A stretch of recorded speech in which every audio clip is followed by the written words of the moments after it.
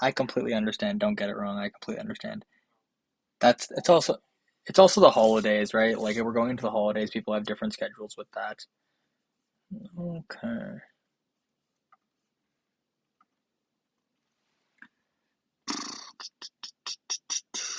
Okay, I'm gonna start the stream on YouTube. Just make sure I can see it.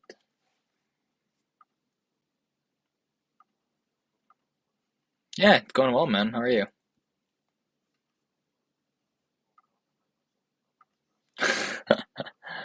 Double espresso, nice.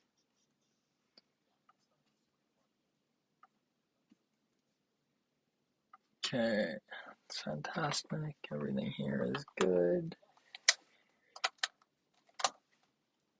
Let me connect my monitor, and once I do that, we should be good to go.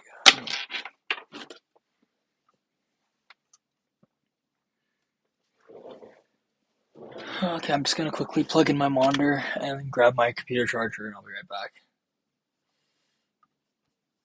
We'll give people like 2 more minutes to show up if anyone else wants to come.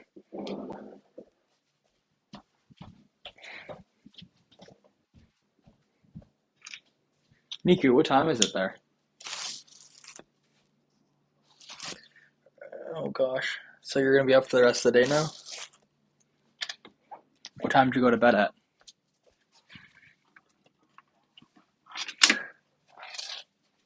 Oh, okay, that's good. Okay, so you actually got your 5, 6 hours. That's good. It's actually nice. It's not a bad schedule actually to get up early.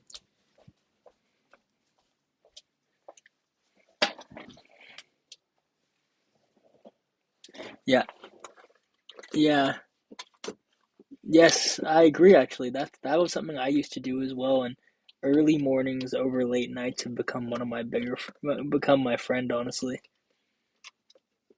I fought it for a long time, but eventually I realized that the early mornings just make your whole day feel more productive, and the late nights make you feel less productive. Funnily enough.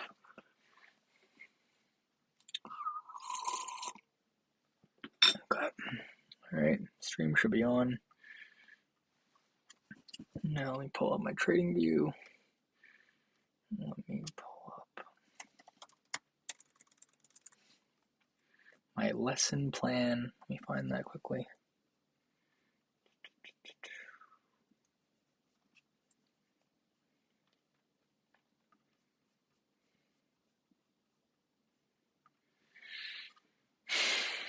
This week is high impact news on Wednesday as well. So it should be a good week for trading. I mean, it's not the best week because December, but it should still be a good week for trading in general. Okay, let me throw on my stream.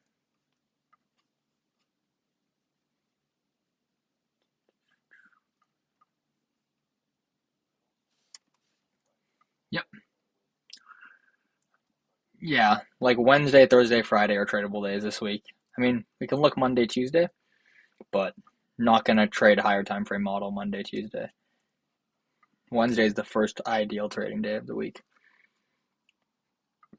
Okay, let me just pull up my lesson plan on my other monitor. So today we can do either bearish seek and destroy Friday, bullish seek and destroy Friday. I'm trying to think. I created a lesson plan. There was something else I wanted to show you guys for weekly profiling. Pull it up.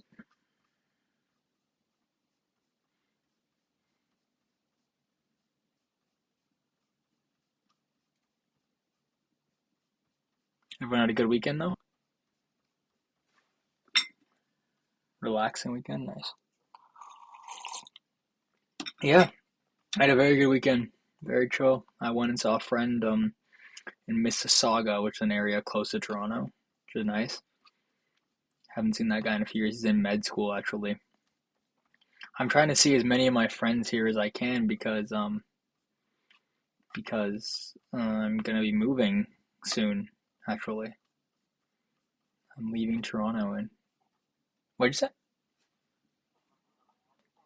Yeah, that's the plan. I don't know when necessarily I'm gonna pull trigger on Miami right now, but the plan definitely is still Miami. I'm gonna go home for a little bit back to Vancouver just to drop off all my stuff because I don't want to move out to Miami with like all of my shit. I'm probably gonna move bare bones to Miami and then just see some family. I haven't seen my family in like 3 or 4 years because I've been out on the East Coast.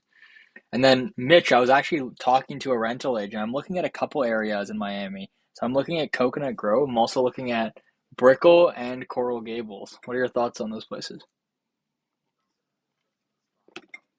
Hmm. Yeah, Brickell's more like Brickell's more like like industrial, right? Like it's more like finance bros and skyscrapers, and then it's also a bit closer to like.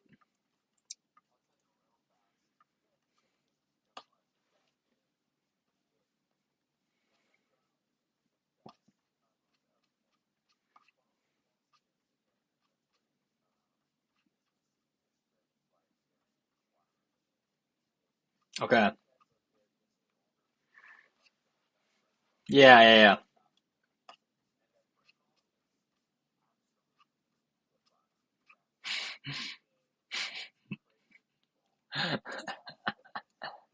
Yo, where are the girls? Which area of Miami will I find the best girls?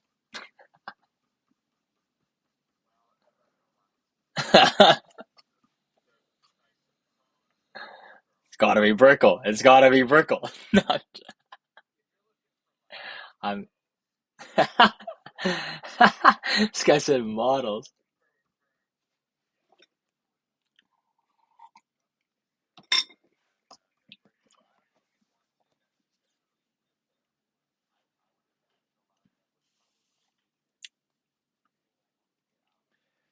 Hmm. All right, Mitch. I'm gonna come. I'm coming in. I'm gonna come in February to look at places. You're gonna show me around, all right? Maybe I'll stay with you for a few days. I want to do a trip in February just to meet with my rental agent. Maybe I'll stay with you. You show me around, all right? Okay, let's fucking do it. If you're around, I don't know if you're around.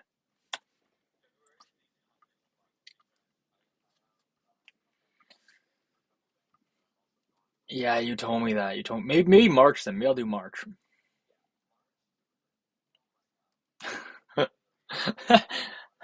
This guy's like, move into my house.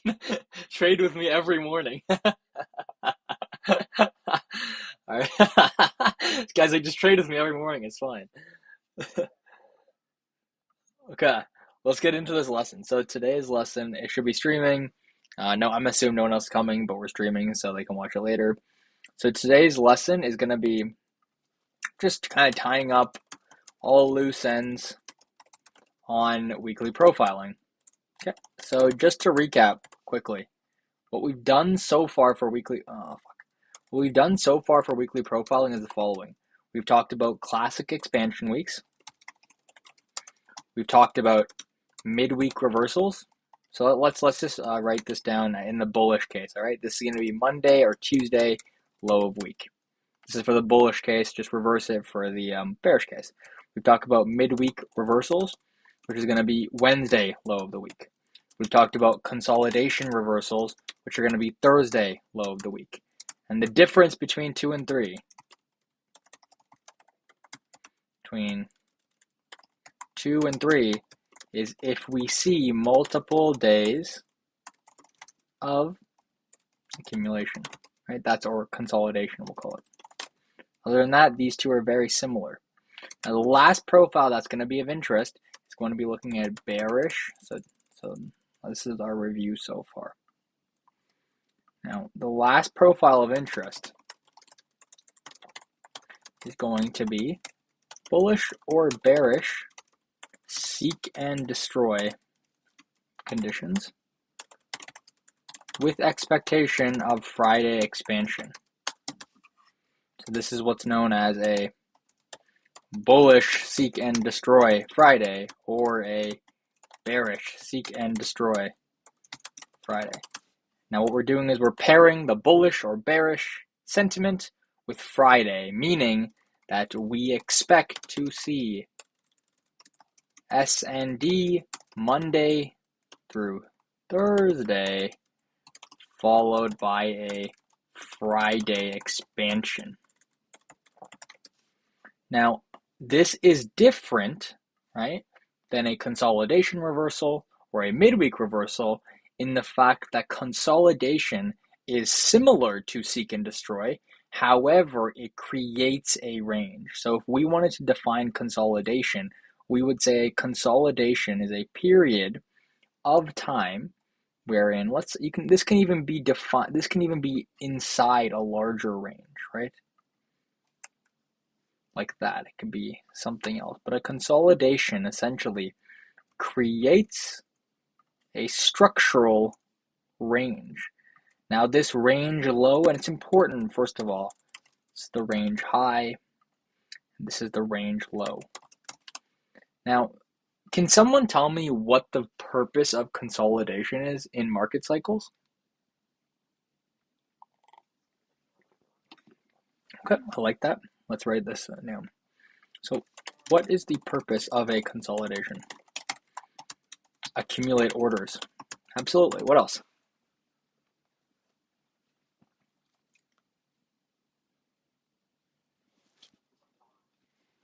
Pardon me? I heard order pairing. That definitely happens at one specific that happens at one specific point of a consolidation. It usually happens when we manipulate the consolidation. I agree. So the idea of order pairing is something like this, right, Lift? When we create a range, what we do is we usually order pair below or above the range high or low in this area, right? This is going to be, it's a really good point. This is going to be order pairing, or what I refer to as offset accumulation. Offset simply meaning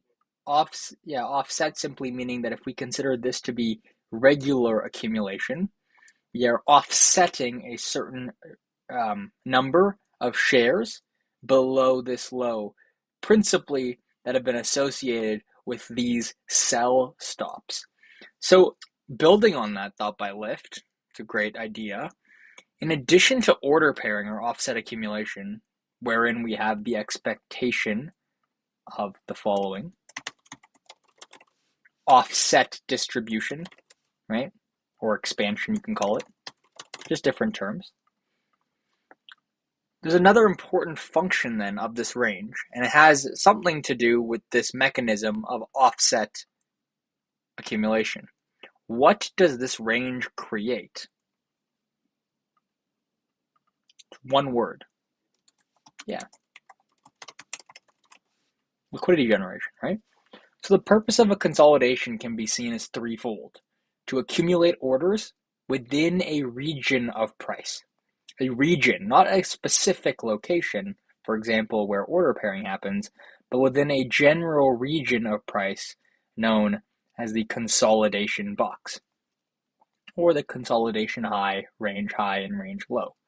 Now, in this consolidation, if we understand market cycles, which will be a future lesson, we'll understand that the trend leading into the consolidation will be normally maintained and or reversed after expansion lower, meaning consolidations can only do two things.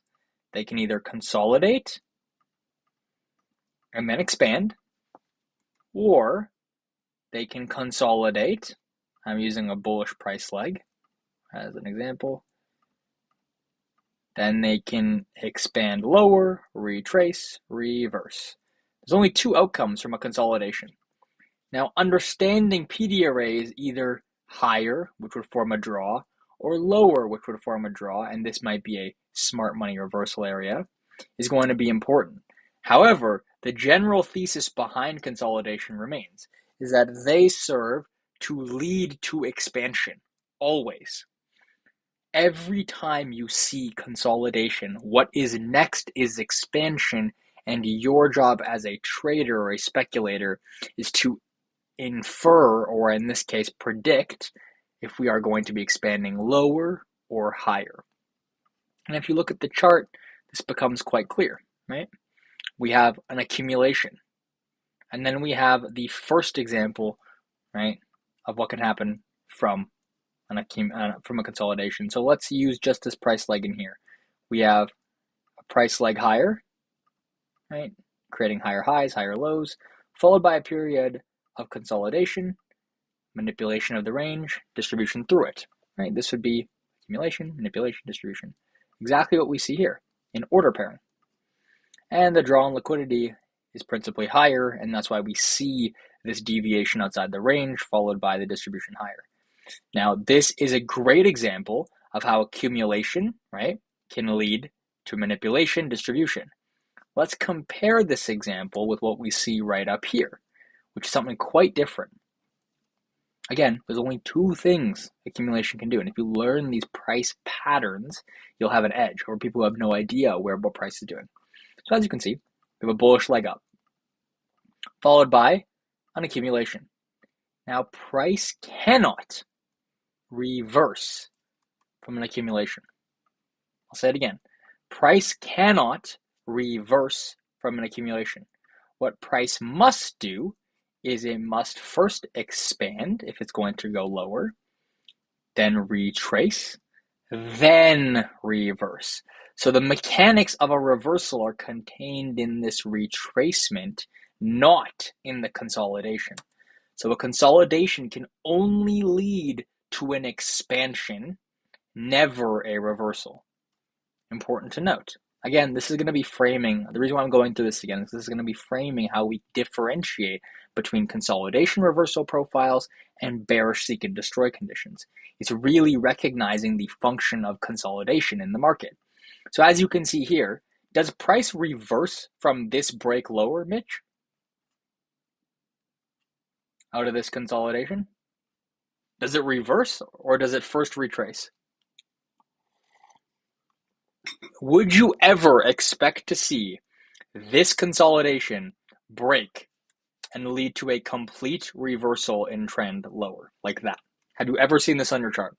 If you can find me an example of this on your chart, I'll give you $5. It doesn't exist. The market doesn't book like this. It's simply not coded, right, in the infrastructure of the algorithm, meaning when the algorithm is referring to specific PD arrays in time and price, it will also book fundamental market structure shifts. And shifts in market structure out of consolidations can only be booked from expansions, retracements, reversals.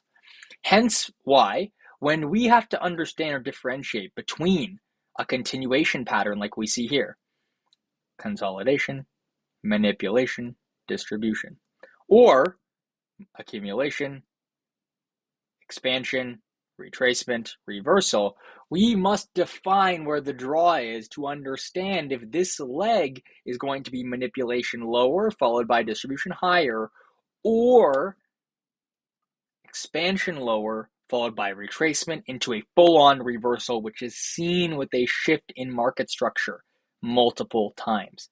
Now, this here is the second example of what price can do out of a consolidation.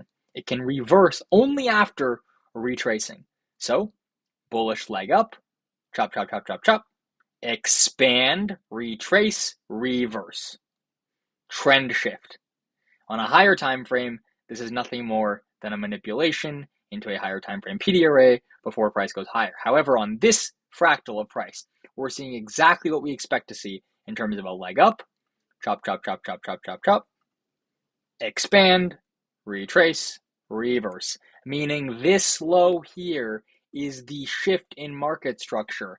This low here before the impulse leg up is the low that defines this accumulation before the expansion, retracement, reversal. This is how I taught you exactly how to think about a midweek reversal or a consolidation reversal, right? Same exact thesis. We chop, chop, chop, chop, chop. We engage a higher time frame PD array. Say, for example, this is the H4 FEG. And now we frame the expansion, retracement, reversal. This is what we look for on a midweek reversal. Boom, this price action, H4 FEG or a daily, expansion lower, we wait, we get the retracement, now we have a reversal in trend signified by a weekly profile. The same thing could happen on a Wednesday without needing to see this consolidation, right? It could just look like this. Monday, kind of accumulates. Tuesday pushes up, Wednesday engages the PD array, and then boom. This will need a strict box-like accumulation. However, the thesis is the same. We're waiting for a reversal that is from a higher time frame PD array out of some sort of accumulation. Now, how does this differ from what we actually see in bearish seek and destroy conditions? What's up? Mm-hmm.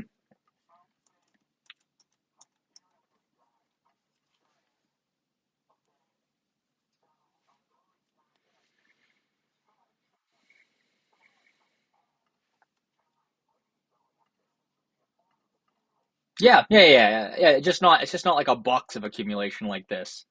People sometimes like to define accumulation as just this. It's not that. Accumulation is any form of price action with higher highs, higher lows, or any form of lows and highs, any sort of liquidity being generated.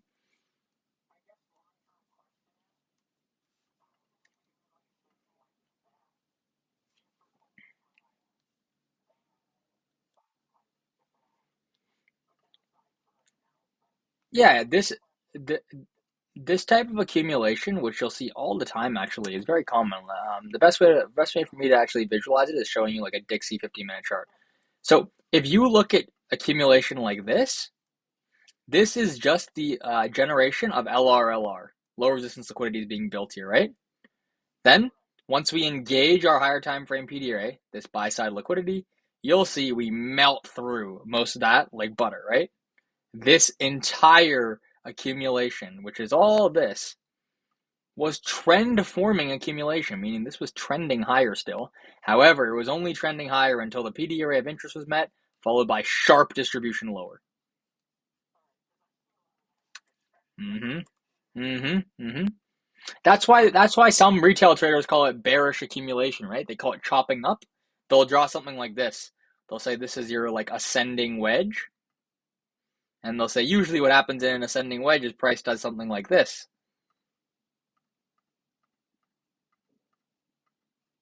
Right? They'll wait for the trend line. Yeah, they'll wait for the trend line to break. Now, this is a form of accumulation. It's just a form of trending accumulation, meaning we're accumulating short orders still. However, there's a higher time frame target we need to meet. And you can see that happens all the time. Like, for example, let's give it an example of this right here. So here we're still accumulating longs. However, we're trending down lower, right, into our PD array of interest.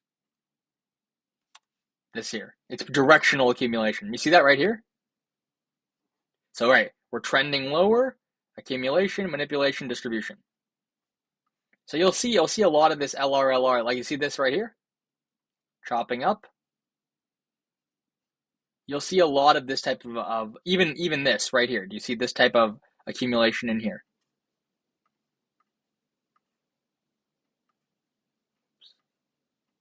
Right here?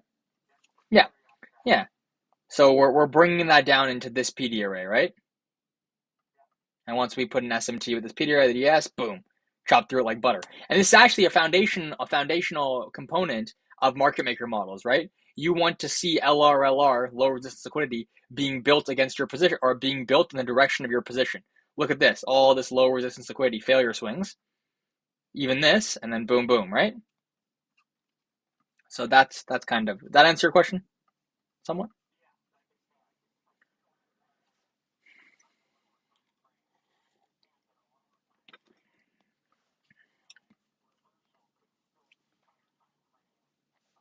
Manipulation, yeah, or even just a retracement, right? Like this is a full-on reversal on the 15-minute chart. However, on the hourly chart, I would not call this a reversal. I would call this accumulation, manipulation, distribution, right? Or on the 4-hour chart, it's even clearer. It's just a clear retracement into this 4-hour fair value gap, right? There's nothing bearish about this candle whatsoever. The only thing bearish is the lower time frames, which again, everything is fractal. It all applies. So now let's talk about seek and destroy Friday. So now we have a good idea of what consolidation does. We're accumulating orders. We're order pairing below one of the below either the high or the low of the range before the expansion, and we're generating liquidity. This is all fantastic. This all leads well to a nice expansion, right? Once you have an accumulated box, There's no reason, right, for price once it manipulates the low and distributes higher to ever return back in to this area of the chart. This is more or less protected as a low. There's been liquidity generation, inducement. That's the other thing we haven't talked about, right? There's also inducement. If the trend is bullish and every time we respect this range high, what do you think is being built up above here? Buy stops, right? And below here is sell stops. Now, Nico already said it, right? It's liquidity generation, but more so, it generates liquidity on either side of the range, and the side of the range, which is counter trend, meaning the buy stops, are actually being induced into taking the market short. Hence why you'll usually see a rapid manipulation lower. Again, something like that. You'll see these large distributions lower or fake distributions lower, which are really just order pairing. This is not distribution to any sort of sell side target that wants to continue lower. This is just inducement of all of these highs. Boom, they'll all get taken. So it is distribution, but you don't want to trade the manipulated leg. You want to trade the expansion leg with trend. So that's our thesis for why we accumulate. Now let's look at why we have seek and destroy conditions. So a seek and destroy condition is broadly defined by a broadening formation. This is something that's taught in the strat. And the strat just talks about inside bar days and trending days, essentially days that we don't form an inside bar. So if you ever see, something that looks like this as a weekly profile, you're going to have a range, but the range is not going to have a range low and a range high. Instead, what we're going to be doing is seeing liquidity on either side of the range and taking liquidity. Now, why does seek and destroy happen? What constitutes a seek and destroy weekly profile? That's a great question. So generally, we'll see a seek and destroy profile.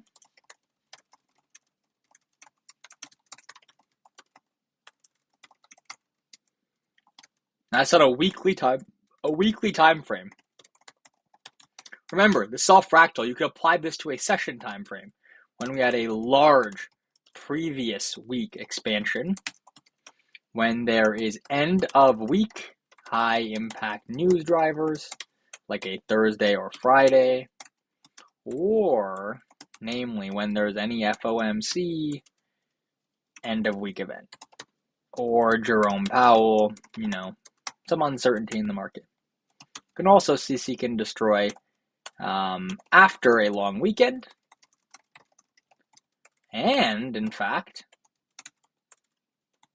before a long weekend. Anytime that the market is going to be tending towards this profile, there will usually be one of these things happening macro-wise. Either you'll have a large previous week expansion, you'll have end of the week news drivers, an FOMC event, or some sort of disruption in the market days, like a long weekend or before a long weekend, a short day, a short session, something. So this is when we want to see and predict the seek and destroy profile.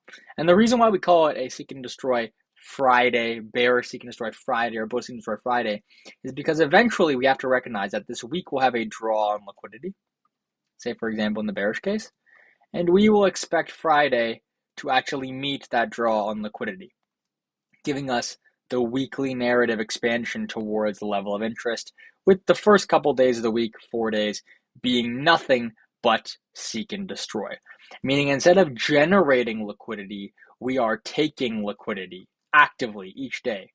We see a low, we take it. We see a high, we take it. The market is unwilling to expand out of this inside bar. This right here on a weekly candle is going to look something like this. Say it's a bearish candle.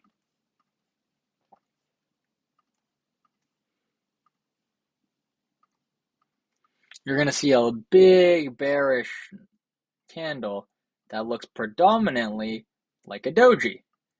And inside of this doji, what you're actually seeing, right, on a weekly basis is these highs being taken repeatedly and these lows being taken repeatedly. Essentially what we're doing is we're creating a flat weekly candle, and sometimes we'll get that Friday expansion. So let's take a look at what that looks like on a chart. Let me get rid of all this. Let's see if we can find an example of a week that looks like that.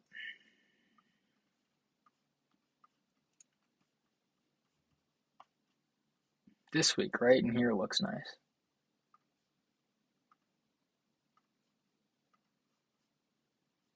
Do you guys see that? See this week? This is a stereotypical, right, archetypal, you could say, broadening formation week. Meaning what we're doing, again, I could draw it like this, but obviously we're taking out this low, so it's easier to draw like that. What we're doing is we're forming an inside bar on the week. Right? And we're not expanding lower and we're not expanding higher. However, look at what day we do expand. What day is this candle on, guys?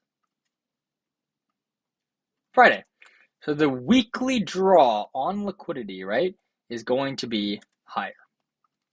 I would assume it's going to be maybe this fair value gap, unmitigated. Right, that'd be a good weekly draw. As you can see, for Monday, Tuesday, where does the week start? Monday, Tuesday, Wednesday, Thursday. All we do for this week here, when it opens up on Monday, is we take out lows of the previous week, like this,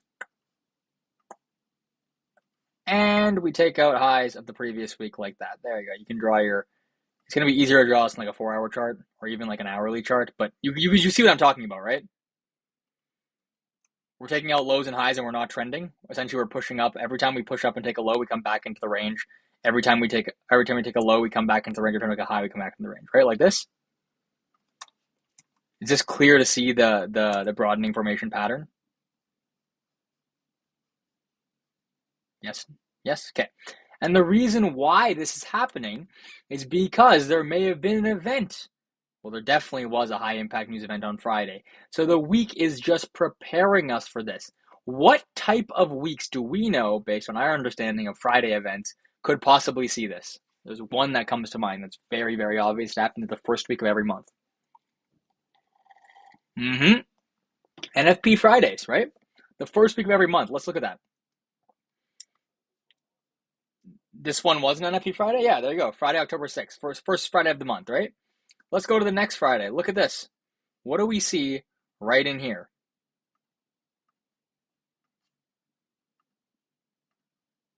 What day do we expand on, if at any? Let's go to just this. Actually, this is a whole 2 weeks. Actually, this is combining two of our events. What happens in this week right here at the end of November? What is this week? I remember? Short week in the market, right? We missed Monday, or we closed a day early. This was a holiday week, right? So, seek and destroy week. Then the next week opens up on, where is it? Monday, Tuesday, Wednesday, Thursday, Friday. This is just another inside bar week, right? You can redraw it just like that. Another seek and destroy week. As you can see, why do you think that, what was one of the conditions for an inside bar or broadening formation? It was the first condition I had. It said a large expansion, right? Previously. Do you guys see this massive leg up?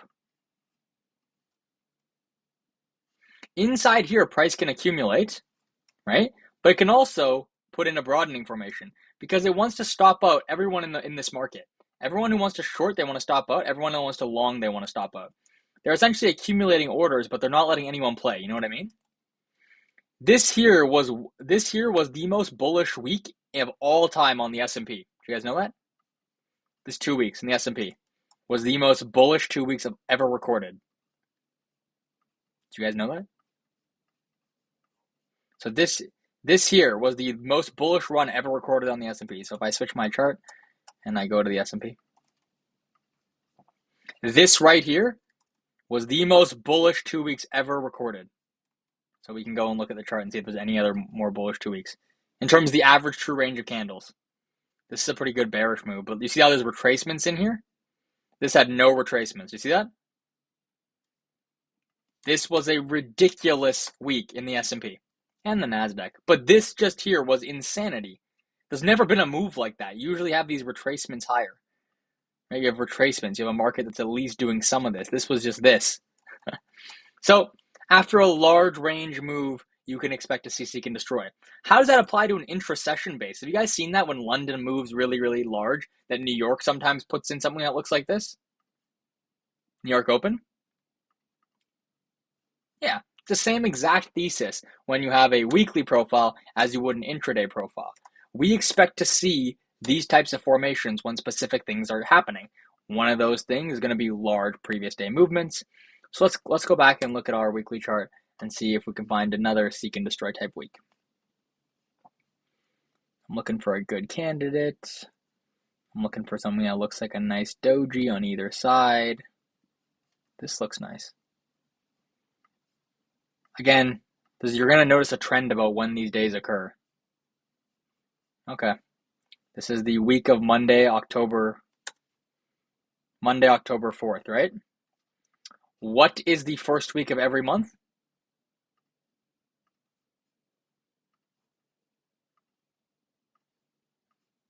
Okay, so here's another inside bar for the week. Take out highs, and then we must put an SMT or something here, but we take out the previous week's lows. Let's see if we can find another one. Again, we're looking for these weekly dojis.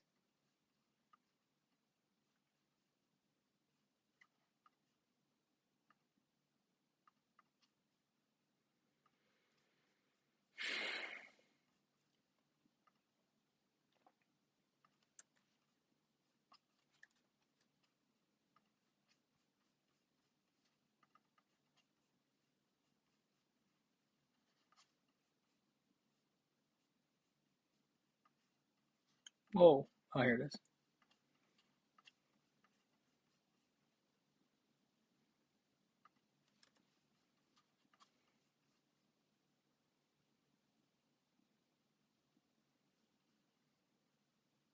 This is actually more of a classic expansion, but it lasts a couple weeks. Not a great example.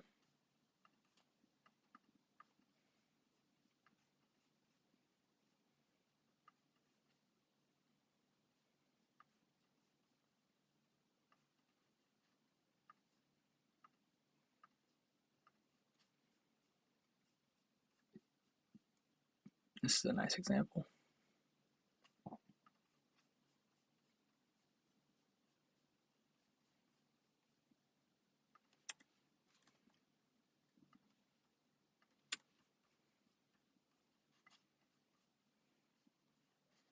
Yep. Right here is another fantastic example of an inside bar. Take out the highs, take out the lows, right? So Monday takes out this high and the week takes out this low. Again, another NFP week.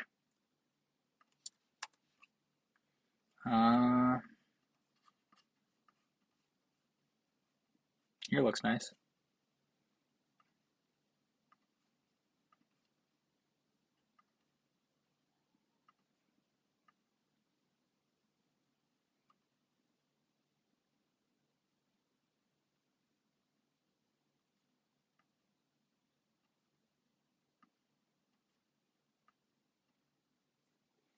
Yep.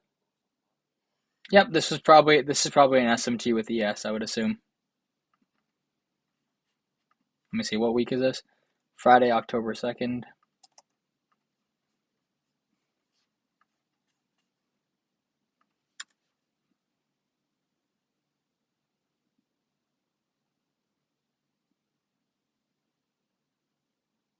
Yep.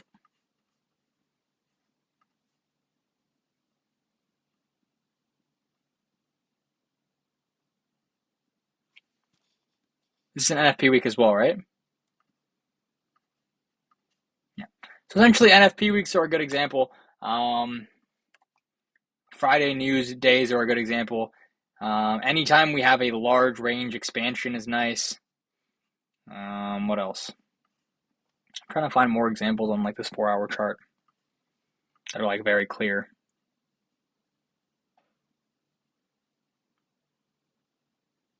This is another kind of just accumulation week, which is also seek and destroy to an extent. Again, after what? Do you see this large range expansion? This is a CPI day, right? Look what happens to the next week. You think this is lower or higher probability trading this week after the CPI candle? I mean, this is pretty hard to trade, to be honest. This is a full week of seek and destroy. Look at every day. The best way to do it is look at previous day high and low. Previous day high, previous day low. Previous day high, taken right here. And then previous day low, taken there.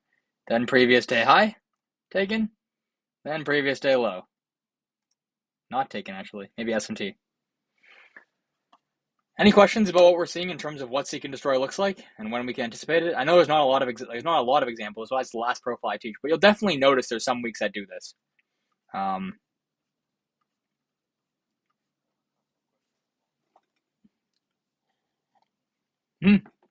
Go for it. Go for it. No worries, man. Thanks for coming for the first half. Yeah, no worries. Take it easy.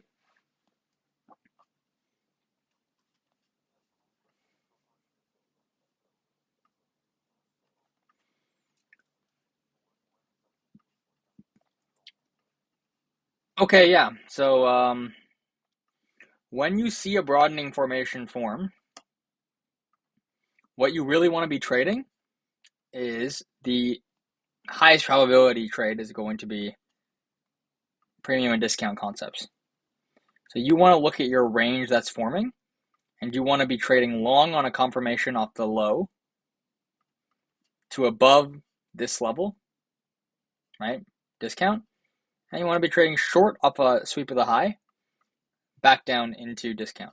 So you want to be trading from here to there, right? And then after this point, you just want to let it do whatever it's going to do down here. Then when you get a confirmation off the low, you want to trade from the low back up to here. So inside this range between 50 and the low, you don't want to trade. You want to trade a reversal from the bottom, because the broadening formation looks like this if you actually look at. So it looks like this. But they'll also be inside price action. Right? So this is what a broadening formation technically looks like. Seek and destroy, right? You don't want to be trading this. Lowest probability trades are going to be in here. What you would rather do is take the range. So in this case, from this low to this high. And you want to be trading every rejection of this high with a lower time frame confirmation back down into this 50% area. You want to be trading just into discount, because once you get into discount, anything can happen in here. It's unsure what will happen in here. But if you're in a broadening formation, right, premium and discount's your best friend, because when you reject this low, for example, in here, there'll be an opportunity to take it long just up until premium. Then anything can happen in here. It could fuck around. It could come back down one more time before going up. We don't know. But trading into the range, right? Trading back into the range, anything in this area, trading into it is fantastic. The extremes are where you take your entries. And your targets are always going to be in this range. You never want to be trading below the range lower, because you're not expecting expansion, are you? You're expecting an inside bar. You're expecting price to come back into the range, right? So you don't want to be trading past a discount or a premium. So, for example, if you look at this week right here, which is NFP week, of course, you will see we are putting in inside bars on all time frames. This is the hourly chart, okay? So once we sweep this low, you want to take from this low into the discount of this range. Perfect. Somewhere above here, you want to close out on a lower time frame confirmation. Then, once we take out a new high, like right there, let's say right there, and you see that we're failing to displace highs and we are failing to displace lows. That's what a broadening formation is. It's a failure to displace, right? Once we displace this high right here, you know we're going to go higher. So you can extend this. This high was clearly displaced, so we're going to go higher. However, we distinctly fail to displace this high. And you can see that, or even this high. So once we fail to displace that high, now you want to look for how you can target the discount of this range. So trade something on a lower time frame back into this area. Then again, once you see a rejection of this low, right? Failure to break lower, failure to break lower. You want to not trade to this high, but you were expecting to see price do something like this, right? Now you can kind of frame it, and you want to trade into this region right here. Then once price takes out this high, you want to redraw your broadening formation. You can draw your broadening formations left to right. So you can grab this, go here to there, right? Once you reject this high, now you want to trade back into the low, to the discount of that range. So what's the discount of this range? From this low to this high. You want to target something down here, wait for a lower time frame confirmation, trade that. Now it changes. Do you see how we displaced this high? Okay, so now you don't want to be trading back into the range. You want to be trading for higher prices. Notice how we keep displacing highs. So if you draw out this formation, notice how now highs are just being displaced. And highs keep getting displaced. This is no longer a broadening formation. This is just expansion, right? However, in times where the market is clearly consolidating and chasing liquidity, a great example is right here. We are failing to displace highs. We are failing at the same time to displace lows.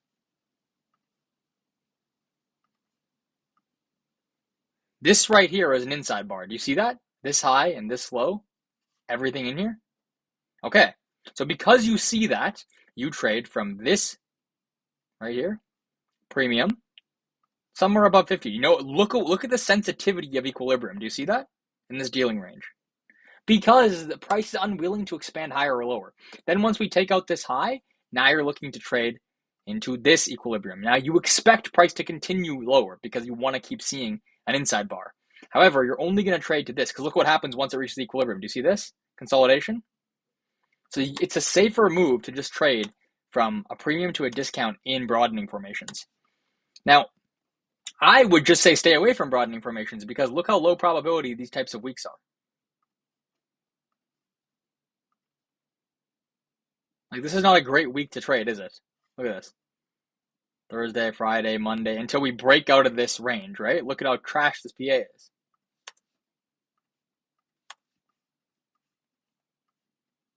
Here's another fantastic example. This is a bearish seek and destroy Friday right here. Do you see how the entire week is an inside bar until we reach Thursday at midnight or Thursday Thursday at noon? And we expand lower. So this could be considered a consolidation midweek reversal. However, I would call this a seek and destroy reversal. Seek and destroy bearish Thursday. Sometimes it doesn't fit the mold of being a Friday. Or actually, this is a bullish seek and destroy Friday. Do you see this Friday move?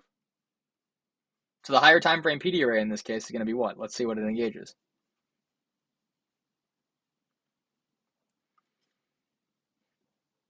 Yep, there you go. Okay, so there you go. This is going to be our bullish seek and destroy Friday. It's a really good example, actually. To see how all week we put in a broadening formation? Tuesday, Wednesday, Thursday, Friday finally expands higher, taking out the range high. Well, there must have been something on Friday here, right? Whatever high impact news day was on Friday.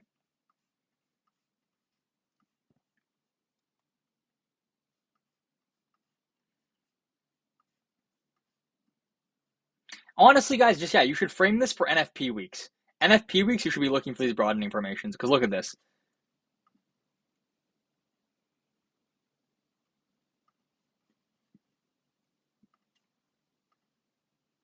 Right? The entire week's a broadening formation, and then we get Friday expansion.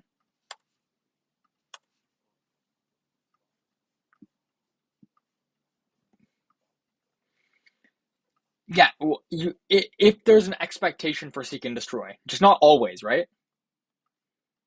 But like for example, like again,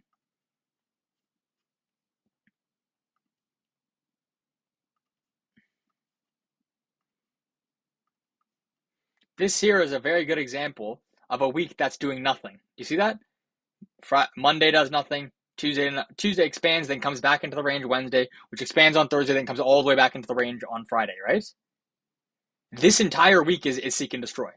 You're seeing lows, like on all time frames, you're seeing lows, and you're just taking lows, right? You'll be able to draw these formations inside of formations, right?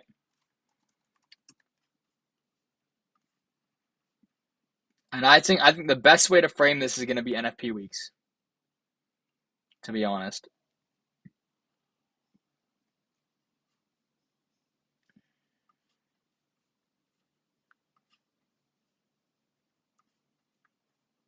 Looking for more first weeks of the month.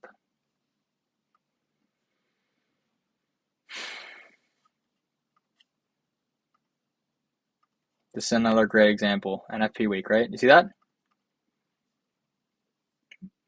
Tuesday expands lower, which gives you the idea of a Monday high of the week. But then once you see Wednesday and Thursday just start to do this and not expand, what do you think Friday's going to do? Run out all the highs. Because all of this liquidity has been taken on Monday, Tuesday, Wednesday before NFP Friday. So I think we'll gold.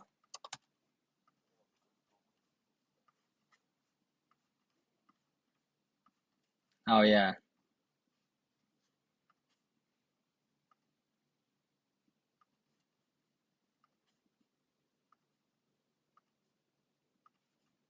yeah, it's a good example.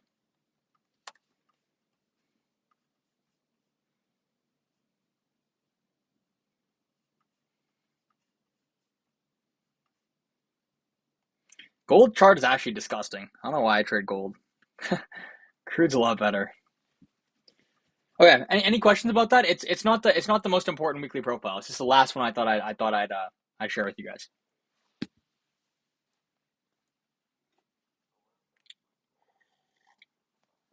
Yep, you now know weekly profiling. So to recap, we have so now you should be able to understand in the following order is the importance order: classic expansion,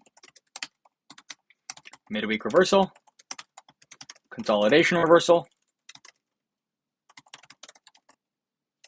and S&D profile. That's all you need to know. This is what you need to know for weekly profiling. How else are you going to combine this with? You're going to also combine this with economic calendar, and you have intraday profiling, which is just the move from London to New York, which I've taught to you as protraction, right? You now have all the pieces you need to now look at day of the week and hour of the day. So this is going to be your time piece that you're mapping with price. The reason why I can hold all my contracts to the draw on liquidity on a Friday because I'm using the time as well as price. So on Friday, this was my trade, right? 15-minute market maker model. 4-hour PD, Jesus. 4-hour PD array in here. This fair value gap. 15-minute market maker model is framed. Original consolidation, failure swings, smart money reversal.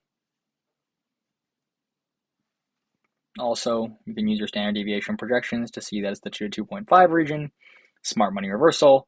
Then in New York session, we get our sell stop liquidation, an SMT, and we enter at this 15-minute propulsion block, hold in the 1 minute, go down because you're trading the 4-hour 15-1, all the way in here from this break of structure and this value gap all the way to here.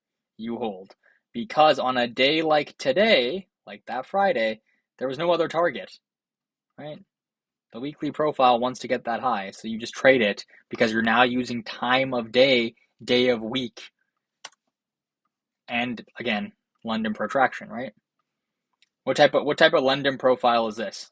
This is a New York Judas profile, right? Because we're bullish, and does London protract above the midnight opening price? Not on this day. I mean, below the midnight opening price, rather. Sorry. Right. This is the midnight opening price. London doesn't engage a higher time frame PD array below here, which would have been this fair value gap on the 15 or on the hourly. You can see it right here. It would have been this massive fair value gap that's created. So instead, New York gives the Judas swing profile, which I've taught in the protraction lesson. because London doesn't give any sort of meaningful manipulation, and then we push up all the way to the draw. So that's weekly profiling. Now the next lesson we do is going to be on risk management, which is going to be very important.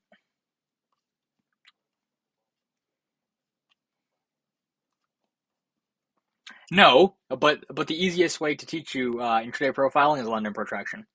There's more. There is more, but why complicate what can be made simpler, right? If you can understand power of three, so if you can understand that every candle will look like this. I've also taught you through London protraction power of three. I've just taught it to you without saying those words to you. If you can understand that every candle has an opening, high, low, and close, every single candle for the most part, then all you have to do is recognize that on a bearish day, something is happening above the open.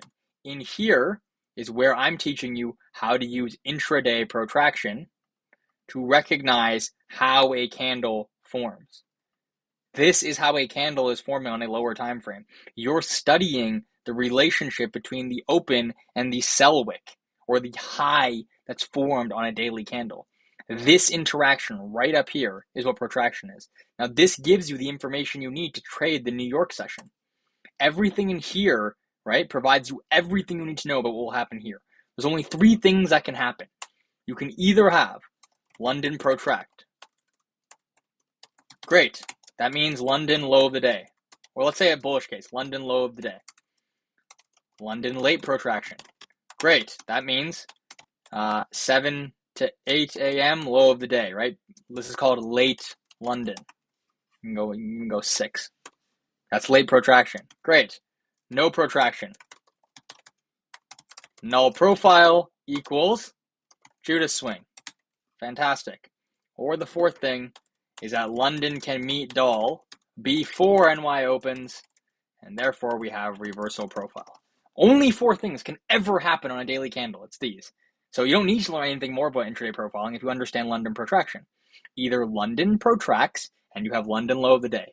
If it does not protract, then you're going to get a Judas swing.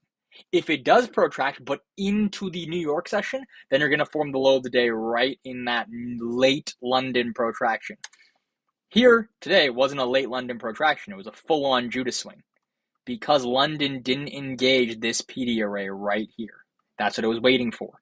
I think on the hourly it looks like that. Right? So then that's going to be a Judas swing profile. Alternatively, some days London will meet the draw on liquidity before New York opens. So the draw on liquidity is going to be this fair value gap in this wick that you see, right? On a bearish day, you're going to have London just trade directly into that. And then what's New York going to do? Reverse profile. So all you have to do is understand where the draw is. You have to understand what London did. And now you have all of intraday profiling. There's nothing more to it. And if you add more to it, you're complicating it. Add weekly profiling and you'll understand when the market wants to do this versus when the market wants to do this. Align that with the economic calendar so you know exactly what day it is, right? So if you have a Wednesday, first high impact news, which is this week, what profile am I expecting now, Niku?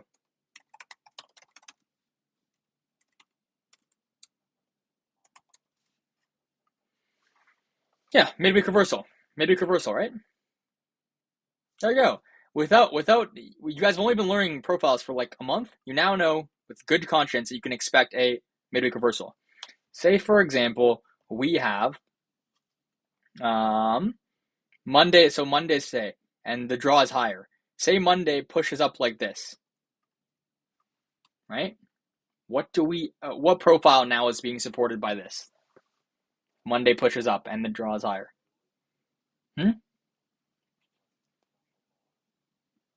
This is a null profile, right? Say the draw is all the way up here, right? And Monday does this, and then Tuesday, yeah, let's say Monday does this. If the draw is here and you see Monday do this, are you going to trade is this week high? Is this week high probability now? No, this is a void profile. This is a week that you should use. I see teachers to sit out. To say low probability week. You want to see either the following: Monday do this, and then this is Tuesday, and then Wednesday low of the week, Or you want to see Monday put in the low of the week, Tuesday push up, Wednesday push up, right? You want to see something. This is going to be a classic. It's going to be a Wednesday reversal. What else? What else could we see? Could see a Wednesday manipulation lower, so you could see a consolidation reversal. Monday looks like this. Tuesday looks like this. Wednesday looks like this. And then Thursday, Friday look like that, right? That's completely permissible as well. Wednesday could be the manipulation, or it could happen on the Tuesday, or it could happen on the Monday. But if you see the profile of a week, a bullish week, open like this, yeah, then it's toast, right? Monday should never expand. Monday is never an expansionary day. So this would be a manipulation higher. I would be okay with seeing this. So here's my draw on liquidity. It's this box. And Monday does this. And then Tuesday does this. And Thursday and Friday look like that. I'd be okay with that, right? This would be a Monday manipulation, or what's the word we use for manipulation? Yeah, or protraction, right? We would see Monday protract higher, inducing longs, creating sell stops, Tuesday low of the week, or Wednesday low of the week. Maybe Tuesday comes into there, and then Wednesday forms the low of the week, or Tuesday forms the low of the week. It doesn't really matter what happens. As long as we see a Monday not hit the draw. If Monday hits the draw, then we're looking at what kind of profile on the week. Or a reversal, right? So that'd be Monday high of the week then, potentially, right? Do you see how the mechanics between protraction and weekly profiling are almost identical? If Monday hits the draw on liquidity, right? What do we expect the rest of the week to do then? Reverse. Classic sell week, right? But insofar as we know the draw is higher, and Monday doesn't engage that, we're looking for very specific things. We're looking for, if this just keeps pushing up, right? Monday, Tuesday, Wednesday just keeps going like this, like we're just not going to trade it. There's nothing to trade. Without manipulation, we can't trade long. This is a null profile. However, if Monday does this and then we get a meaningful run on stops into maybe an inefficiency like that, and then price pushes up, fantastic. That's a profile we know very well, which will be a Tuesday low of the week or Wednesday low of the week. That's why we don't have the information on Mondays to really trade well, do we? Do we have any idea like what's going on a Monday, really, like to trade? No, right? So every single Monday we come in, and this is why I attached this for you guys.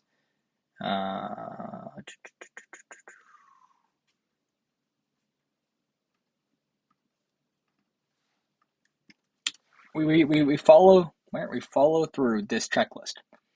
Economic calendar events. If there's anything on Monday, right, then it's tradable. If not, we're not trading it. If it doesn't engage the higher time frame PD array for the reversal, then it's not going to be a classic expansion week, unless Tuesday does it. If it expands towards our draw, it's a void profile. And if it consolidates, we're going to look at Tuesday. Tuesday, no trading if there's no event. If there is, then we're either going to look for it to give us that higher time frame PD array or see if it consolidates. If it consolidates, nothing. Look at Wednesday. Same thing. Economic calendar first. If there's an event and we've already had this in PD array engaged, great. We're going to trade higher. It's midweek reversal or it's classic expansion. This checklist is essentially everything I've taught you in weekly profiling. Wait for the higher time frame PD array to be tagged, wait for the day of the week, and then add in your session analysis. Add in London to understand what New York's going to do.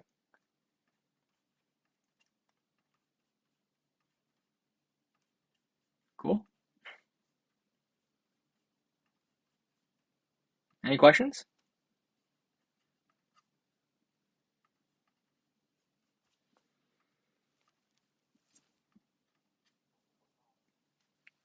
Okay, perfect. So I know it's a lot of content, guys. Like weekly profiling is not something easy, by the way, and it's not something that you can just listen to me say once and then you'll know it.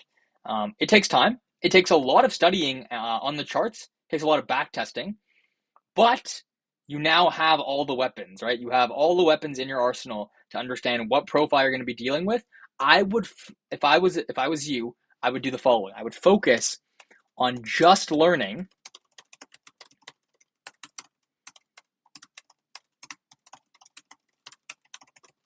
just focus on looking for this classic weekly expansion.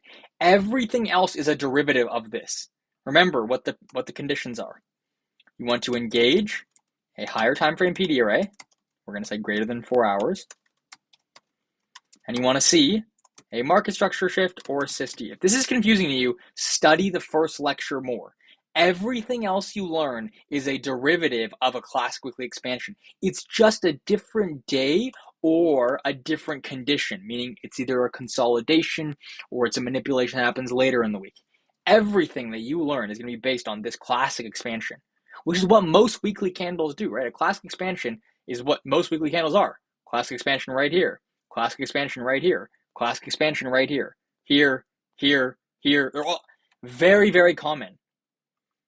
Now, go to your economic calendar and look if you have Monday, Tuesday, Wednesday, Thursday, Friday. Just understanding what days have news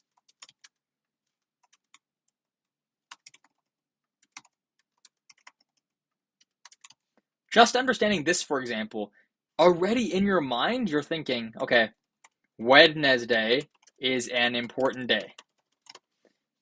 Important day.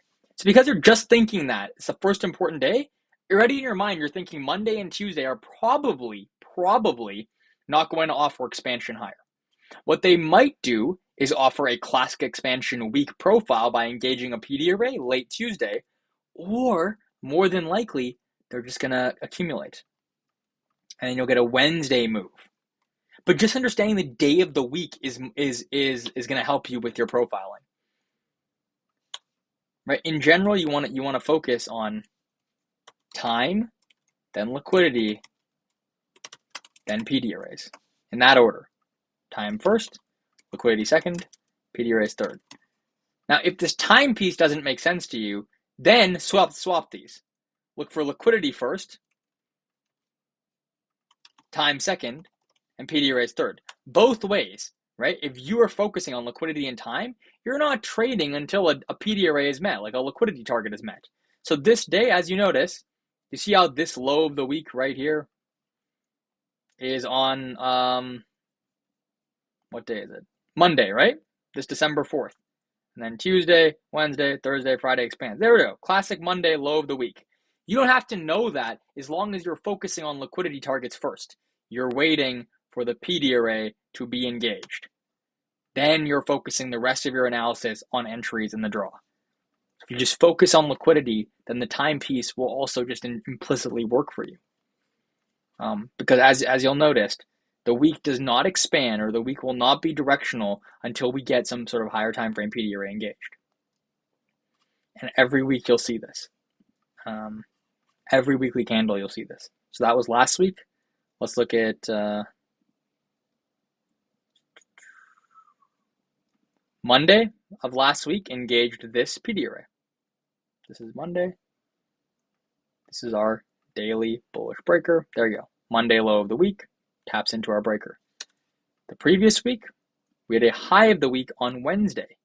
Wednesday swept that daily high. That's a midweek reversal, Thursday, Friday, right? Okay, let's go to the previous week. Monday, low of the week. What does Monday trade into? Right? This is IOFED with ES. ES comes into this level. So it's an SMT. There you go. Monday low of the week engaging this breaker. Fantastic. Tuesday, Wednesday, Thursday, Friday, whatever. Previous week. How's that one? Let's do this one. Okay, what is Monday touched? Nothing. So this is not a Monday low of the week. We're expecting some sort of... There we go. Thursday. Thursday is the first day we get a PD array tagged, right? Okay, Friday expands. So that's a Thursday reversal or a midweek consolidation reversal in this case. We create a range high, we have a range low, we sweep the low, we move higher. And then this was just bullish price action.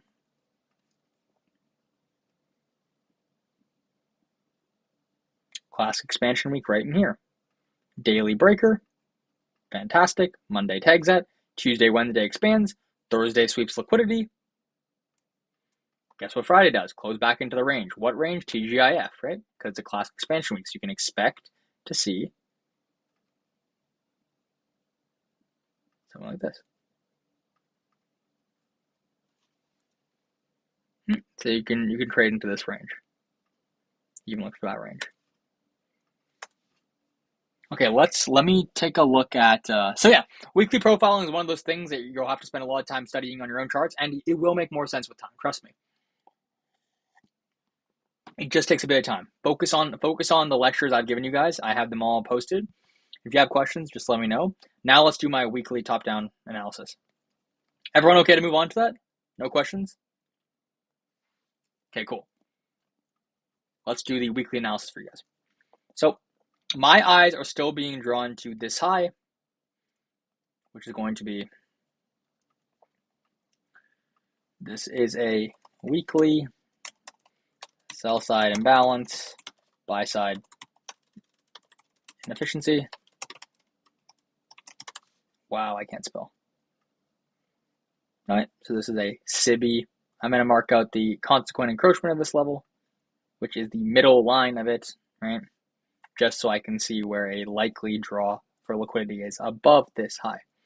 This right here is going to be a daily external range high, right? This one candle on the weekly is actually a daily swing high. Why is it not showing? That's why. Make this smaller. Okay. As you can see, it's our daily swing high. Now we can also look within this weekly fair value gap is a daily fair value gap. The consequent encroachment of that daily fair value gap, as you can see, wow, it's really far back, sorry, is the exact same level as this daily external range high. So I don't need to mark out this daily fair value gap. We're already in it.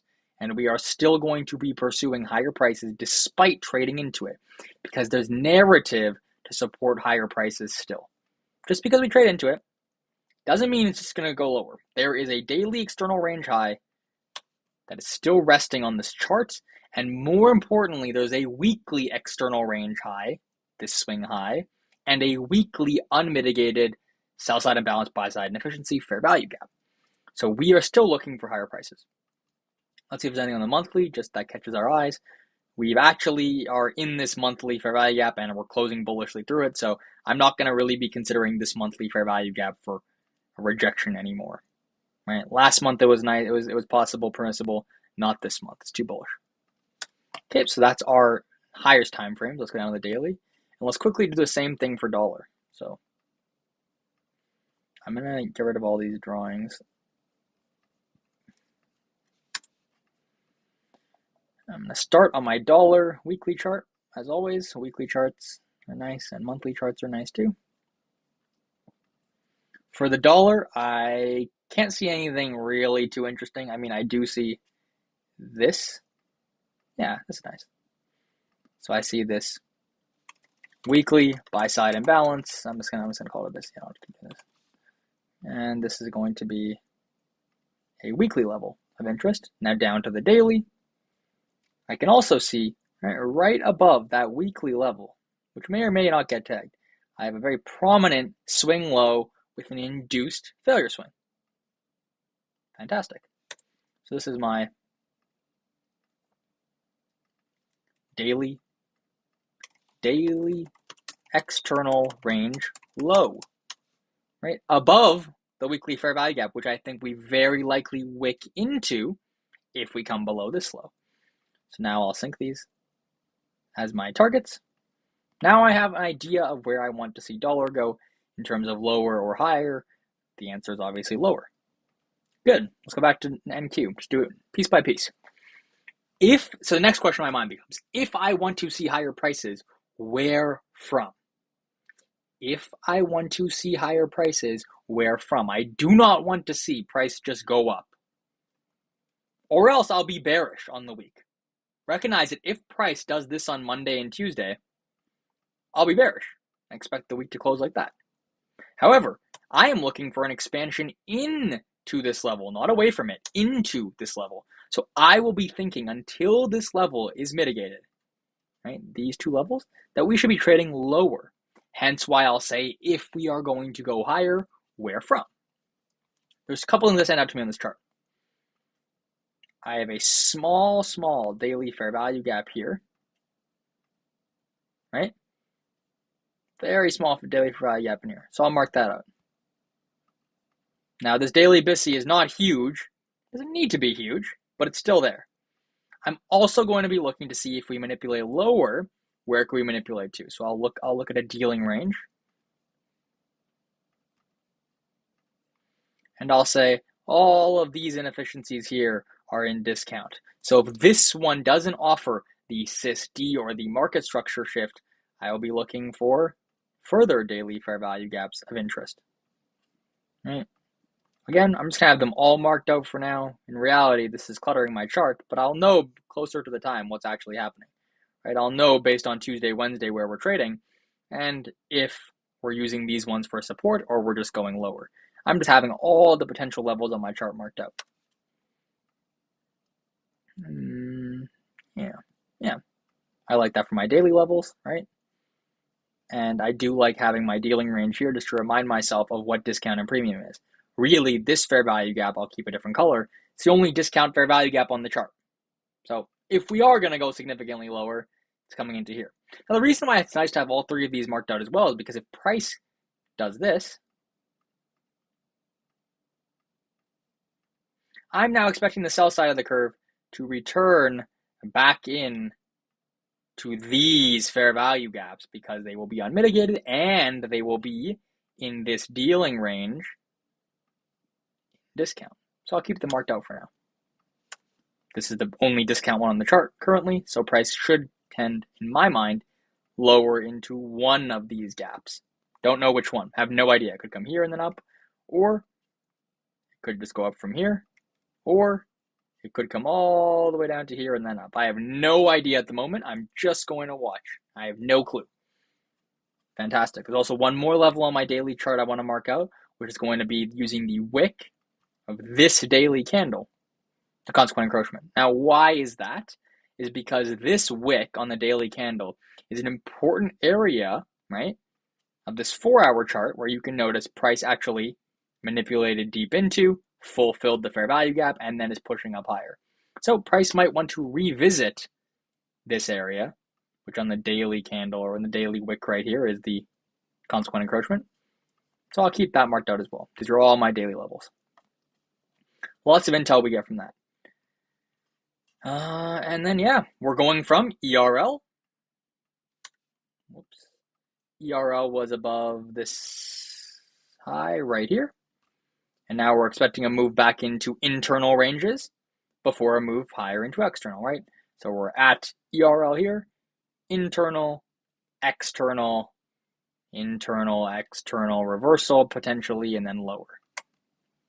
Or higher, lower, higher, lower, higher, lower, right? And it could do that because we also have this high right here, which I will keep marked out on my chart as well because price has been so damn bullish the past month. It could go for this before the new year. I have no idea again.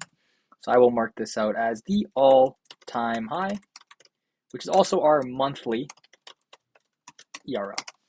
Again, if we look at the monthly chart quickly, we'll see. Now, strictly speaking, the monthly chart wants to move towards this high. If we close bullishly above this side, which we have quite bullishly, using concepts like standard deviation projections, right, like that, we'll see that this level here is a high confluence draw on liquidity, especially this 2.5 level. But moreover, you can see the monthly chart is just following the most basic version of market maker models, right? A consolidation is put in at the high. We reach down into this unmitigated area of the chart. Fantastic. We start to push up and reverse for the buy side of the curve. We have shifted monthly structure right here. This monthly structure shift led us into these highs, which is an external range. We came back into an internal range, and now we are targeting external ranges. So the monthly chart really just looks as clean as this. Smart money reversal at the highs, come down into an area, smart money reversal at the lows, break structure, internal, and now we're on the external. This looks like a beautiful buy model all the way up until the 17,000 level. However, the monthly chart's a bit too much for me to look at right now. So I'll just stay on the lower time frames. That's my daily outlook. Now let's make sure that we're on side by comparing this with the dollar. We always want to make sure that the dollar is telling us a similar story. So again, we have our daily level right here. And if the dollar chart wants to move lower, our question now goes, how are we going to get into this level? From where? So on the dollar chart, I see a couple of PD arrays in the daily that interest me. I see a fair value gap, which is a CIVI, sell side imbalance, buy side inefficiency. And nestled in that, I see a volume imbalance. So this area on my daily chart is a high confluence draw for me for price higher. Anywhere kind of in this area. Again, I can have a dealing range to understand where price is likely to come into. Anywhere above the 50% is considered a premium in the market. Fantastic. So now that I have these levels, that's my dollar analysis. Very similar to ES and NQ. I want to see price trade higher, followed by distribution lower. Just like I want to see the indices do the exact inverse, lower than higher. Now here's where we can get even more precise on the dollar, is we can use something, right, like a standard deviation projection to really understand where in this inefficiency dollar wants to go. I'll use the 1 hour since I'm framing a daily model. I will say that the last obvious manipulation lower from the dollar is this low to this high. This is where dollar manipulates lower before expanding higher, breaking structure. As you can see, these projections, I'm going to not put this in the daily just so it doesn't clog my daily chart. These projections on the hourly line up quite well with the areas of interest I'm looking for price to trade into. Again, notice on the hourly we have a set of equal highs, which is going to be buy side liquidity, right?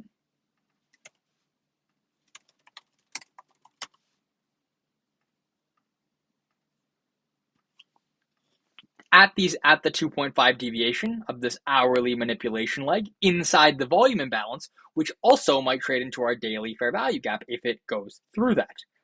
As you notice, the fourth deviation lines up with this large unmitigated hourly fair value gap. So inside these higher time frames, I'm looking for a lower time frame confluence, right? Like this area is a really nice draw for price because it's unmitigated.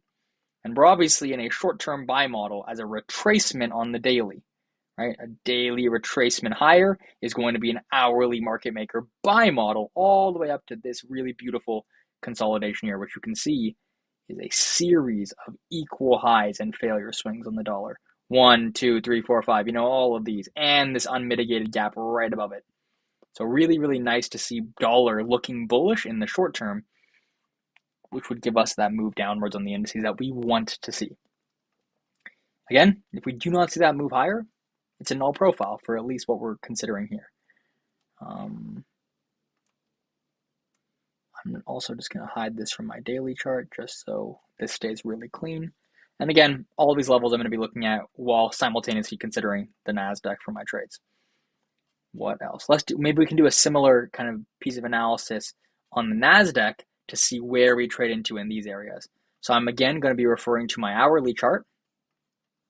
And I'm going to say, if we assume that this is the manipulated high before we move lower on the week, right? Or even this manipulated high, we can use this dealing range or this projection, right? However, I will probably be looking for a market structure shift coming out of Monday or Tuesday to frame these projections. But again, as you can see, These levels line up quite nicely with our daily inefficiencies. 1 is this first gap, 2 is the consequent encroachment of this gap. I'll put the middle line there so you can see it, right? And then 3 and 4 is this lower gap. So I'm looking for some meaningful move back down. And I'll keep all 3 of these like that so we can continue to see it. Daily levels. All of these daily levels we can sync onto all of our other charts.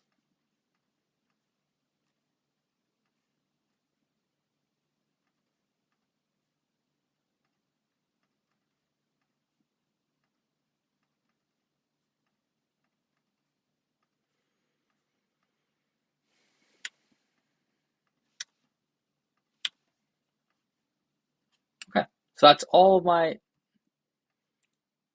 my levels are marked out here. I'm going to make this box actually red just so we can clearly, oh, that's too dark. So we can clearly see it. Now we go. Now we have all of our levels, right? We have our weekly sell side imbalance, our daily external range high, our potential targets, right, to the sell side for a move lower first, and we have our 3 time frames we're going to be using. This week, it's important that you recognize that these higher time frames are playing in. We have daily inefficiencies. So on Friday, for example, I only used a 4-hour model. And the reason why I used a 4-hour model and not a daily model is because we had a clear move into this 4-hour gap. Now I'm going to be waiting for my daily model to form. I want to capture a classic expansionary week, so I'm going to be waiting for my daily levels to be hit. Right now, until one of these levels gets hit, we're just sitting on our hands. There's nothing to do. And it's same thing with the dollar. We're just waiting. Like there's no reason to push the buttons on a Sunday night. There's no reason to push the buttons tomorrow even. When we get the engagement of our higher time frame PDR, we're going to be waiting for this, right? You guys all know it. We're going to hopefully move lower. And once we move lower, we're going to wait for 2 things. A market structure shift, boom, which is going to look like this on the hourly chart. Right above this high, we're going to wait for that market structure shift. And we're also going to be looking at our 4-hour and waiting for the SysD. And the SysD is essentially just going to be the closure above these set of down close candles that lead into that PD array. A great example of a SysD could be seen right here. This set of down close candles is 1 4-hour candle. Once we close above this 4-hour candle, that's our change in the state of delivery, and we expect this breaker now, as you can see, it's this breaker, to offer support. Right? And as you can see, the mean threshold of that breaker really does a fantastic job of holding price. Likewise, once we close above these down close candles, on the 4-hour, this is all 1 down close candle. This is a level we expect to hold. We're going to be looking for the exact same complementary kind of price action once we trade into our daily levels. And yeah, I'll just be chilling until then. There's no reason to force anything, especially as we approach this daily external range high. Price in here could get very, very messy. It could start to look a lot like this and give us some really, really disgusting chop, and maybe create even inside ranges that we will later accumulate, maybe manipulate both sides. Like I don't expect price to move cleanly in this area because we're sandwiched in between 2 high confluence areas. Price wants to short from here and price wants to long from here. So just wait. One of them will get hit first. In here, you're in no man's land. This is going to be tough to trade. Like if you have a box, this high, this low are going to contain some of this really disgusting PA, at least in my opinion. So I'm not going to trade it. Now, I have no problem shorting if we come into here first. I will long if we come into here first. It just depends on where price goes. As I said, based on the dollar, right, as a confluence, because the dollar is in a buy model, I'm expecting dollar prices higher first, meaning NASDAQ prices lower first. Could this all change by Tuesday or Monday? Absolutely. Maybe dollar just does this, right, and comes all the way down into here. Fine. Then I expect NASDAQ to come all the way up into here first. But at the moment, dollar's leading. Clearly leading. Dollar and the NASDAQ are moving together, you could say even, right? Higher prices on the dollar, higher prices on NASDAQ. This correlation will crack in some direction, and I am anticipating dollar to continue moving higher and NASDAQ to move lower. It's uncharacteristic to see this, right? To see this curl on NAS and this curl on dollar simultaneously. They're inversely correlated. So I expect the dollar to chop down and then explode higher. And then I expect NASDAQ to do the exact opposite. And I expect NASDAQ to do this, to chop higher and then curl down. But we'll have to see. We don't know yet. Like right now, it's just speculation, right? We have no idea. But we'll wait. So that's the weekly analysis. Just keep it simple. So the first high impact news day of the week also, we should mark out as Wednesday. So we have Tuesday, Wednesday. So this line right here is going to be our high impact news. So we can put a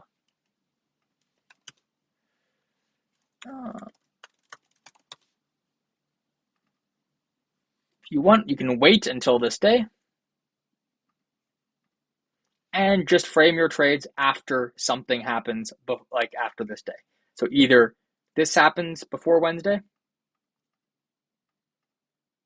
boom, or the exact inverse, right? This happens. Whatever happens, if you're waiting till Wednesday, you're going to get the best trade of the week. Simply just aligning the economic calendar with your trading is going to make your win rate far, far better. So other than that, that's everything we need to see on the charts. There's nothing else for us to do until we get one of these levels engaged. And same goes for dollar. Any other pairs people want me to look at? Yeah.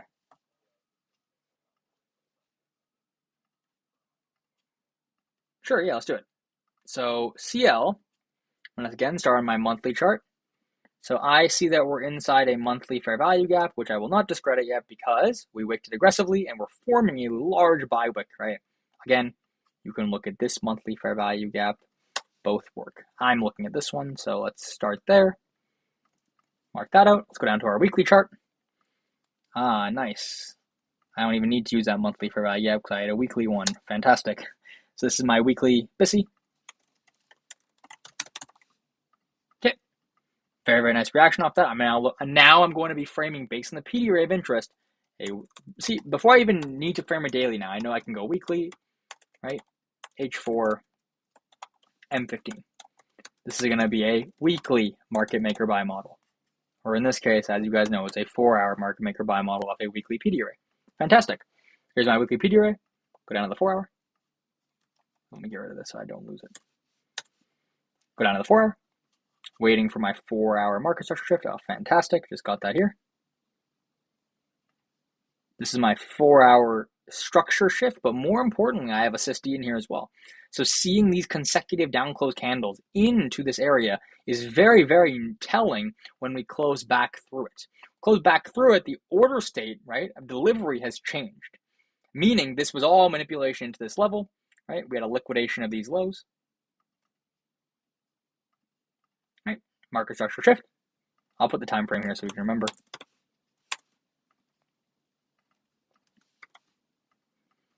And now I'm seeing my market structure shifts. So I would actually call this my SysD. And I would call this here my intermediate term market structure shift. Just because it happened quite a bit lower. Fantastic. Nice price action here. I really like to see this. Like this consequent encroachment right here on the weekly chart is what I'm looking at. Really, really nice reaction from that. So I don't need to keep that there anymore. I already understand that consequent encroachment provided support on the weekly chart. I can get rid of that middle line just so I can see price a little bit clearer. We had a secondary market structure shift right here. So now we had 2 market structure shifts, right? Fantastic. This is exactly what we want to see in bullish order flow. Now that I see these two, my eye goes immediately to this 4-hour fair value gap. It's going to be my H4 BISI. Okay, now I want to frame out of this 4-hour fair value gap, a market maker buy model, right? Okay, let's look at the weekly chart. Where is price likely to draw into? There is a weekly inefficiency.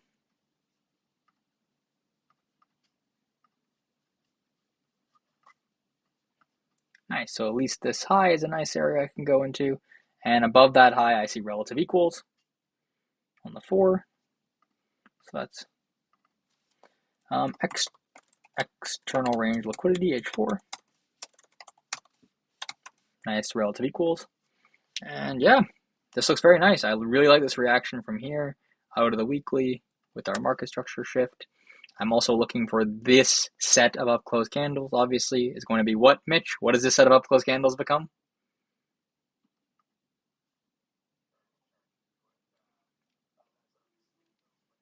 Yes, this is a breaker. I'm going to be looking for narrative for the consequent encroachment of this just to see how price reacted to it. As you can see, great reaction from that. If you use all of it, it actually refers directly to that consequent encroachment level. Right, so nice. I have narrative now that says that price is going higher. I have everything I need to see. We mitigated this fair value gap. We fulfilled this fair value gap as well. I don't need to draw it out. I have this one. Now I'm going to go down to the 15-minute. And my trade idea on Friday would have been structure shift here. And then do we come back into this? Yep, we come right back into this order block. Could have went long right in here, somewhere in this candle on the 15-minute. And then you want to be targeting these highs. That would have been a great trade on Friday. I didn't even see it. That would have been your Friday trade. Now we're looking for continuation until we reach buy side levels, right? This SysD is important to consider because as long as we are respecting bullish order flow after closing above this high, I'm still bullish. At least until this weekly fair value gap, right? So again, the weekly is going from internal to another internal to internal, right? Fair value gap to fair value gap. And that daily leaves another fair value gap right in here. And that 4 hour, actually the market maker gives you these beautiful failure swings in here. Really nice. We also have something called an RDRB on the 4 hour, redistributed, rebalanced PD array right in here. It's a nice draw. But yeah, the 15-minute is where you're now framing your entries. So where could you look to get long? Oh, what'd you say, Niku?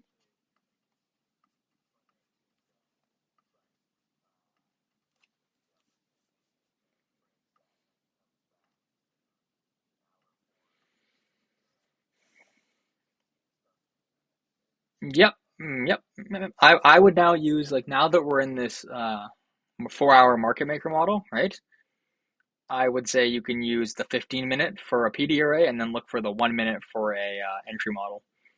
Or you can use the 4 hour for a PD array and you can use the 15-minute for an entry model. As you can see, this standard deviation projection maps very nicely. The third deviation to the tick is going to be this ERL, and the fourth is actually going to be the full fill of this weekly fair value gap. Both are fantastic. I like both those levels actually, 3 and 4. I prefer 4 actually, and maybe even a move into this high. But I wouldn't trade long after we came into above this high. Higher time frame still looks kind of bearish. Yeah, I mean, if you look at the daily chart, right? Daily chart could come into this level and then down to these lows. This is a really pretty strong draw on liquidity if we're in a bearish market. I would say this is daily doll. Yeah, I wouldn't try and be a hero. I would just take the obvious trade, right? The obvious trade is to this level. Like really obvious trade is 73.04. That would be a fantastic swing as of Friday. Right? You don't have to overcomplicate it. Seriously, you don't have to overcomplicate. You don't have to demand too much of it either. You want to trade with high probability order flow, right? This is high probability.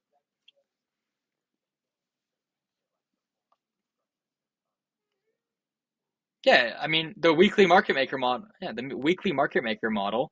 The weekly PD array frames a 4 hour market maker model. The 4 hour market maker original consolidation is this high. If it was higher, I'd target that high, right? But it is this high because that high lines up with a weekly PD array. You cannot fade this weekly fair value gap, is what I'm trying to say. This was printed last week, right? So I'm not going to fade it. Like totally, price could just go all the way through here.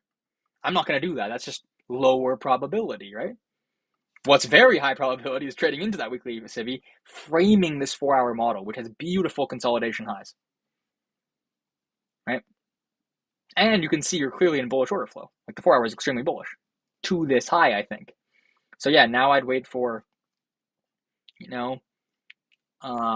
maybe a 4 hour liquidity sweep. Yeah, I do the 4 hour 15-1 now. So now I'm framing a 4 hour market maker model, right?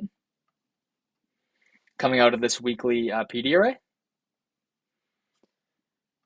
So as you can see, you can also frame your 4 hour market maker model here, right? And then you go down to the 15. So 4 hour, we had this external range, and then we pushed up, right? So 4 hour into 15. Now you can clearly see your 15-minute market maker model in here, can't you? Original consolidation, right? First distribution, manipulate the highs, time distortion, high impact news, boom. Now we have that market structure shift, and then, yeah, all the way back up.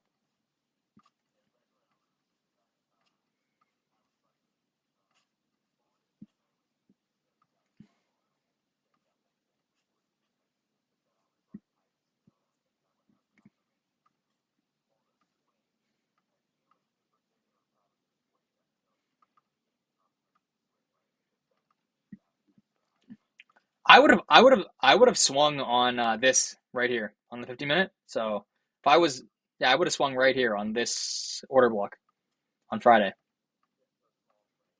Yeah, just from here, like it's a good swing. That's from here to, yeah, it's like a 3 hour trade. That's fantastic. I would do that. Yeah, so now we have we have this fair value gap as well here. I would just wait for a 4 hour model now. So I would wait for 4 hour liquidity sweep of some sort. So I'd expect to see something like this, like some structure be put in, sweep, like that, right? So I wait for that liquidity sweep somewhere in here. And once I got that, I go down to the 15-minute, wait for a 15-minute market structure shift, and then get it on the 1-minute PD array after that, right? So where is a 4 hour PD array of interest? Nothing really is here. Like there's no structure here. I mean, long structure was on Friday, yeah. This could, by the way, this could just straight up deliver because it already manipulated this entire low, right? It already came all the way in here, so it could just do this now without giving us an entry on the 4 hour, right? Without a structure shift on the 4 hour or a sweep on the 4 hour anymore. In which case, I'm not going to enter it. But there's a very clear condition to enter right here, somewhere in this there.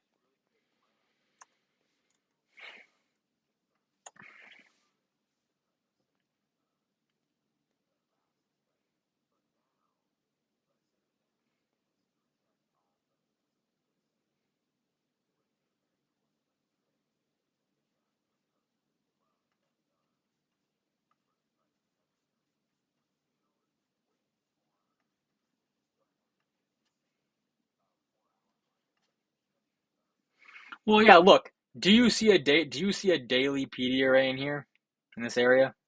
I only see this daily breaker, right? Which is also the CE of this weekly SIBI. Again, your only thing you're doing when you're changing your time frame is just being nimble to what you see on the chart. I see more on a weekly time frame than I do on a daily. I see a weekly fair value gap, right? A daily, I can kind of manufacture a PD array in this breaker, but that if it's going into this breaker, that means it's going to the CE of the weekly SIBI. A fair value gap is always a higher confluence PD array than a breaker, in my opinion. In my opinion, right? That's what I teach you guys, IRL and ERL, right? So wait for IRL here, then go down to the 4 hour, wait for a market structure. So wait for something like this. Wait for price to trade into this. Then get a smart money reversal.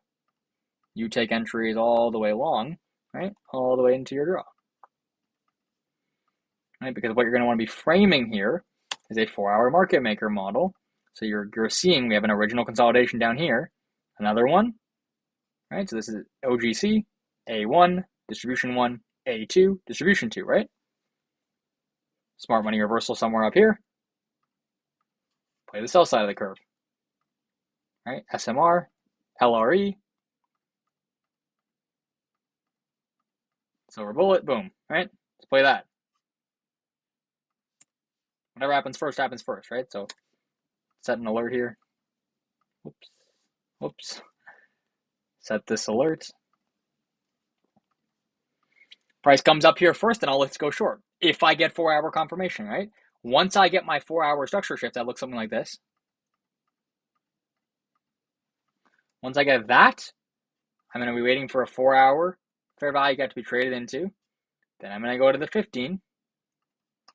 Inside that 15, I'm going to wait for this, right? Wait for my 15. Once I see the 15, I'm going to go down to the 1. You know how it works, right? Same shit, different toilet. Wait for all the time frames to be in alignment, then yeah, send it. Hit it hard. Right? This looks super. This looks super nice to keep going lower, right? Again, this monthly candle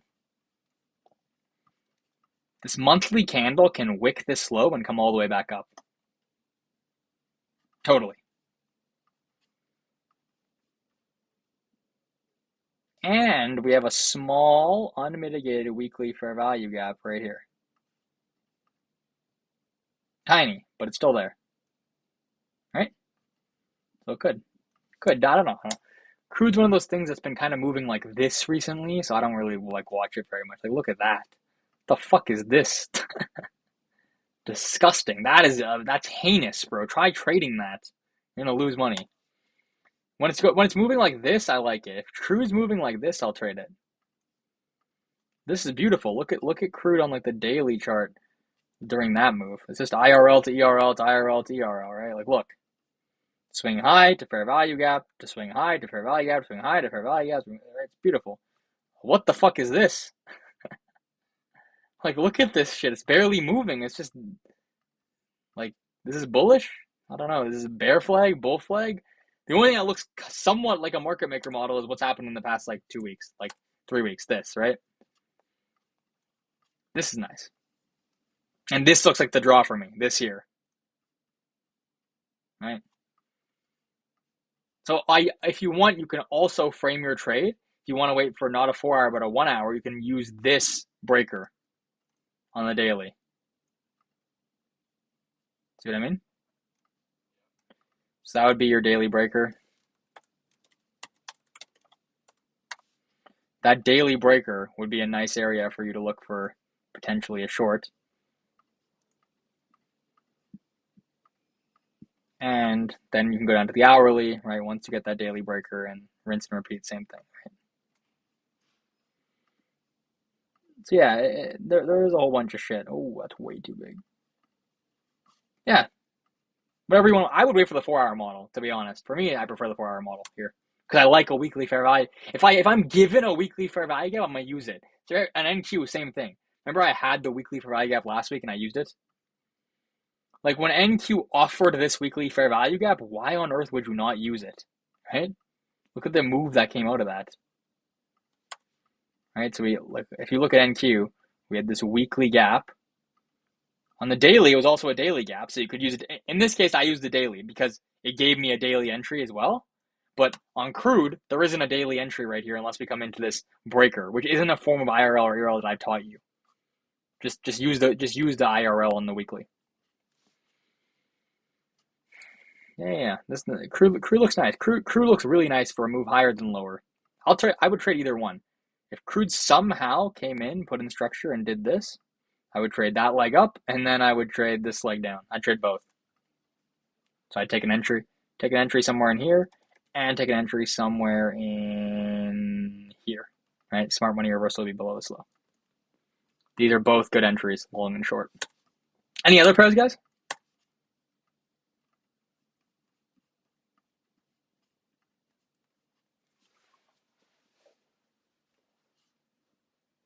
Any other things? Not pair. There's any other questions in general? Now's your time. No bad questions.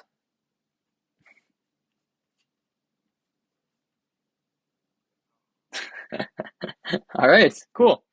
I'm gonna try and see if I can do my one-on-one with Renault. I see he's here because he's been on vacation enjoying some time off the charts. And yeah, I'll see you guys tomorrow. I'll probably hop on the charts in the morning just to kind of read the tape, see what's going on. Maybe there's a nice setup that forms in a lower time frame we can look for, but it's not going to be it's not going to be a high probability day tomorrow, so let's not chance things and lose money. But like I'm thinking maybe tomorrow we can find like an hourly setup, right?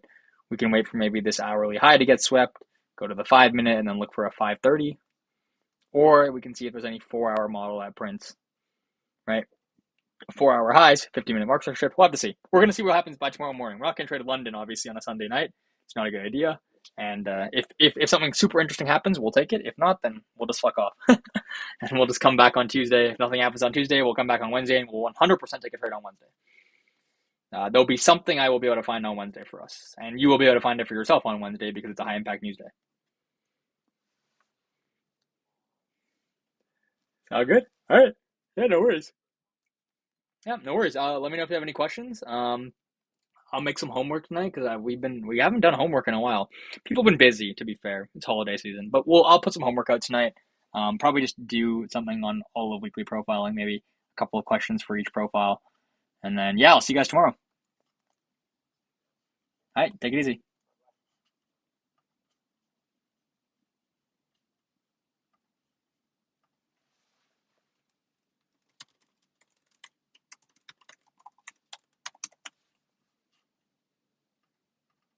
Hey, are you here, Renos?